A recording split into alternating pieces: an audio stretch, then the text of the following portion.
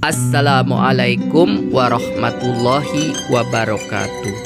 Wilujeng enjing barudak kumaha daramang mugia urang aya dina kawilujengan. Amin ya robbal alamin.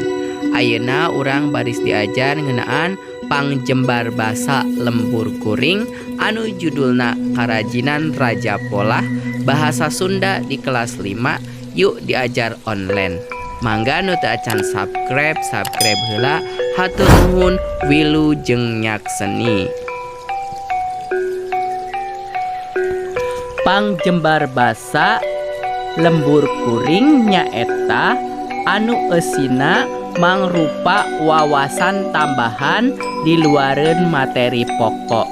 Di dieu aya pangjembar basa anu judulna Karajinan Raja Polah. Karajinan Raja Polah di Tasikmalaya, Jawa Barat.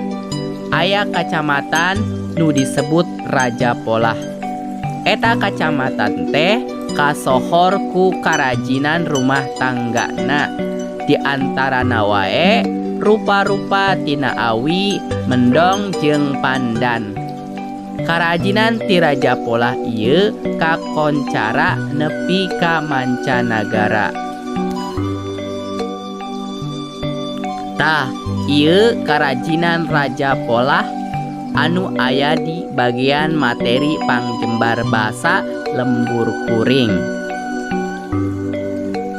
Sekian, hatur nuhun. Wassalamualaikum warahmatullahi wabarakatuh.